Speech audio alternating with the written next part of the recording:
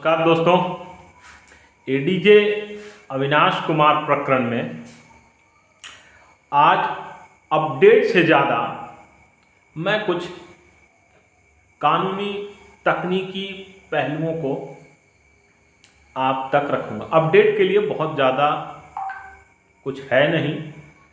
आज बातचीत कहें, पूछताछ कहें के लिए दरभंगा आयुक्त आईजी इन लोगों को आना था, लेकिन जिनसे बातचीत करनी थी वो न्यायिक पदाधिकारी नहीं थे, वो छुट्टी पर थे। इसलिए ये अधिकारी आज नहीं। पत्रकार वहाँ जमे रहे शाम तक, लेकिन अंत में पता लगा कि वो नहीं आ सकते हैं, नहीं आएंगे। दूसरी तरफ कोर्ट में इस बात का इंतज़ार था कि पुलिस ने जो बयान दिया है, जो घायल पुलिस पदाधिकारी हैं उन्होंने जो बयान दिया है, उसके हवाले से केस दर्ज हो और उसकी एफआईआर की कॉपी कोर्ट पहुंचे। लेकिन उस कोर्ट की कॉपी, उस एफआईआर की कॉपी कोर्ट तक नहीं पहुंची। दरअसल एफआईआर अब तक हुई नहीं है। किस कारण से एफआईआर नहीं हुई है ये कहना मुश्किल भी है, और दूसरा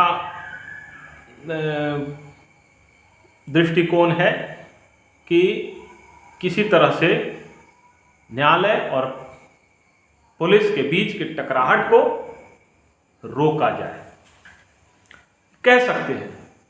लेकिन पुलिस के पास एक, दो के अलावा तीसरा फर्द बयान भी देने के लिए विकल्प खुला हुआ है। ये मैं बहुत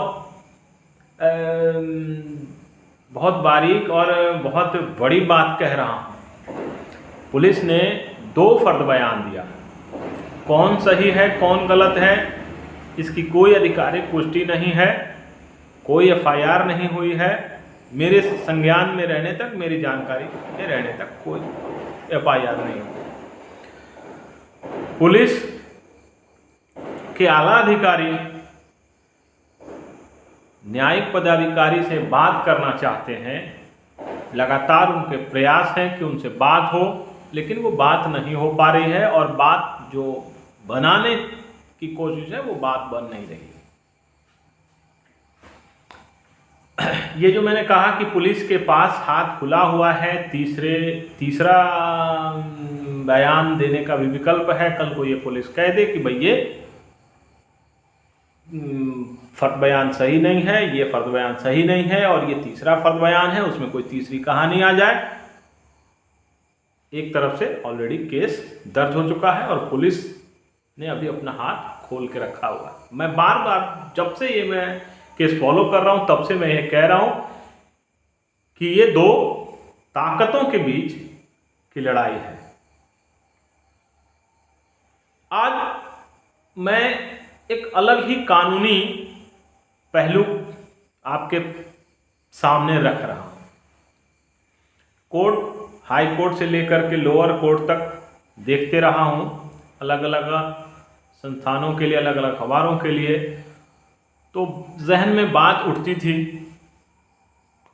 कि क्या ये ताकत का खेल, ये ताकत की नुमाइश है, और क्यों है मैं आपको बताता हूँ। बीच में जो है कुछ वरिष्ठ पुलिस पदाधिकारियों ने भी इस बात को रखा, तो मुझे लगा कि ये बात मुझे भी रखनी चाहिए। हो सकता है इन बातों को रखने के बाद या इन बातों को रखने के कारण मैं कहीं किसी केस में उलझ भी जाऊं, लेकिन फिर भी रखना मैं उचित समझता हूं। अगर इन चीज़ों से मैं डरता तो आज मोबाइल पे बैठ के मैं ये पत्रकारिता नहीं कर रहा होता। अब आप सोच रहे होंगे कि ऐसी क्या बात है। दरअसल ये जो पूरा वाकया शुरू है, ये दो फर्द बयान है पुलिस वालों का, और ये एडीजी साहब का फर्द बयान जो इस मोबाइल में है मेरे पास, तो अब आप समझ सकते हैं ये पूरा प्रकरण जिस केस को लेकर के उठ खड़ा हुआ, नगर पंचायत की के जेई दीपक कुमार की पत्नी उषा देवी की शिकायत पर। अब यहां मैं बात करने जा रहा हूं कानून जितनी मेरी जानकारी है। हो सकता है मैं सभी बिंदुओं पर सही नहीं हूं, लेकिन मैं केवल सवाल खड़े कर रहा हूं। सत्य है या नहीं है वो कानूनी जानकार जाने। किसी भी वो केस जो था वो दो पक्षों के बीच मारपीट से संबंधित केस था, वो झगड़े से संबंधित केस था जो घोघरडीहा थाना में दर्ज हुआ, और उसी से संबंधित शिकायत है जो एडीजे साहब ने अपने बयान में कहा है कि उषा देवी ने घोघरडीहा थाना अध्यक्ष के खिलाफ शिकायत की थी। अब मैं जो कहने जा रहा हूं उसको बड़े ध्यान से समझिएगा। एडीजे अविनाश कुमार के जो रेगुलर न्यायिक अधिकार थे, जो एडीजे होने के नाते उस पर हाईकोर्ट ने रोक लगाया हुआ है। उनके पिछले कुछ फैसलों और भी जिन कारणों से उसमें बारीकी से मुझे अभी जाना नहीं चाहिए, रोक लगाया हुआ है। फिलहाल वो अनुमंडल अध्यक्ष विधि सेवा प्राधिकरण के पद पर चल रहे हैं। अब सवाल है कि क्या विधि सेवा प्राधिकरण के तहत सीआरपीसी जो है, कोड ऑफ क्रिमिनल प्रोसेस की कोई आपराधिक केस है, उसको चलाने की क्या प्रक्रिया है? क्या सीआरपीसी के तहत विधिक सेवा प्राधिकरण को सीधे किसी थानेदार को बुलाने का हक है, अधिकार है?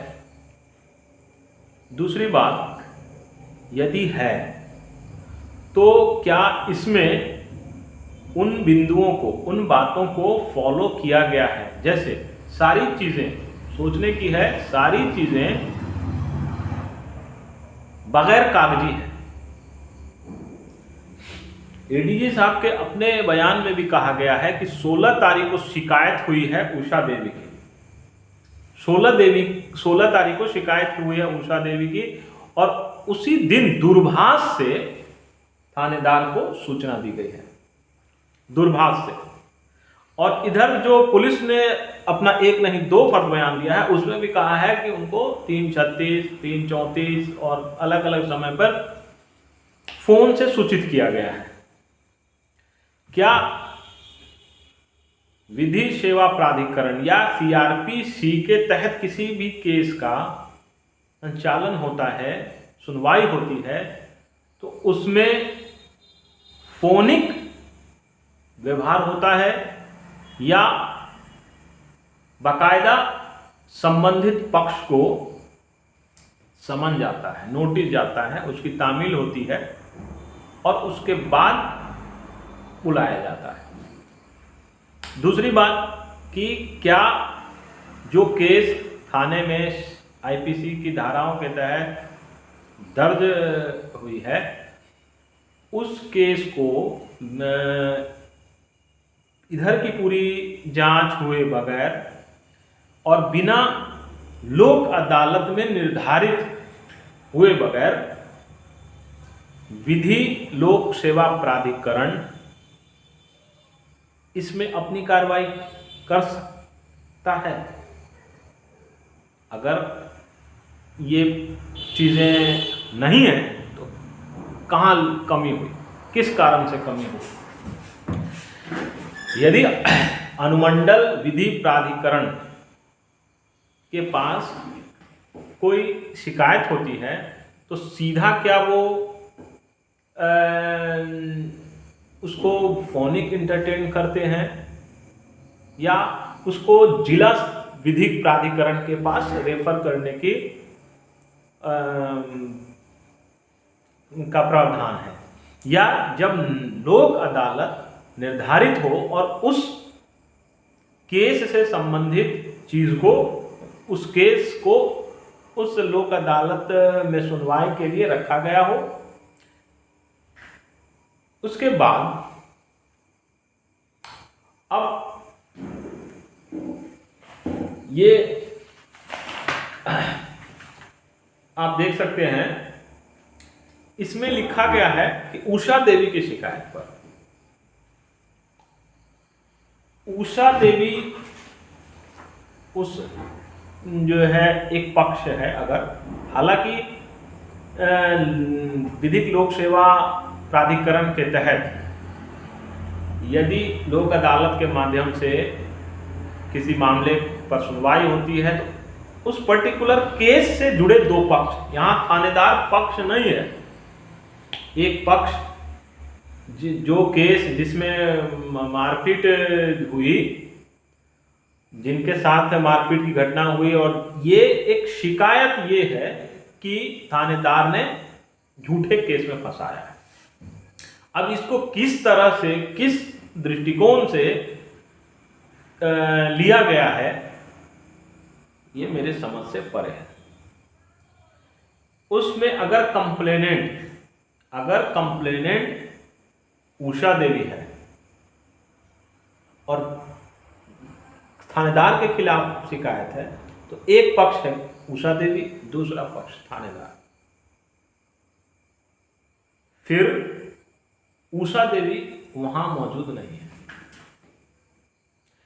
इस पूरे प्रकरण में कानूनी कमियां मुझे इतनी अधिक दिख रही हैं दोनों तरफ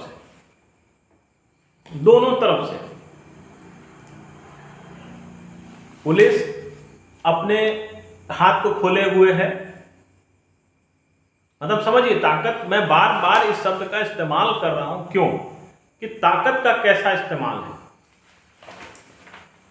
वहां क्रिमिनल प्रोसेस जो है, कोड ऑफ क्रिमिनल प्रोसेस है, वो क्या कहता है, लोक सेवा विधिक सेवा प्राधिकरण के क्या अपने अधिकार हैं, कैसे किसी को सम्मन करके बुलाना है या फोनिक बुलाना है, इसका क्या दायरा है, इन सबसे ऊपर होकर के काम चल रहा है।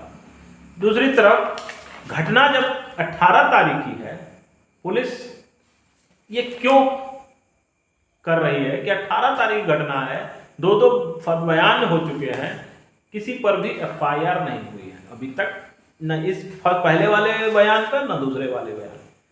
क्यों इसको खोल के रखे हुए हैं पुलिस, इसको क्यों खोल के रखे हुए? चित्त और पट, मतलब सहमात का खेल चल रहा है। इसलिए मैं बार बार कह रहा हूं कि ये दो ताकतवरों के बीच, दो ताकतवर संस्थानों के बीच जो है लड़ाई बन के रह गई। दूसरी ओर पुलिस अंदर खाने से जो खबर छन के आ रही है, वो पुलिस जो है वो भी विरोध, अंदर से विरोध, अगर चीजें पैचअप नहीं हुई 29 जुलाई से पहले, 29 नवंबर से पहले चीजें पैचअप नहीं हुई, तो संभव है कि जो पुलिस में एसोसिएशन है वो पूरे राज्य में एक कोई बड़ा फैसला ले सकता है। इधर न्यायालय, इधर पुलिस। अब देखना है कि इस मामले में चीजें संभलती हैं या और बिगड़ते चली जाती हैं। लेकिन ये किसी के लिए भी हितकर नहीं है, खासकर सामान्य लोगों के लिए बिल्कुल हितकर नहीं। जो ये देख रहे हैं कि हम जिनसे न्याय की उम्मीद करते हैं वो कैसे अपनी ताकत का बेजा इस्तेमाल करते हैं। आज मैं इतना ही बता पाऊंगा, आगे भी अपडेट देता रहूंगा। लेंस.live के लिए मैं ब्रजमोहन मिश्र।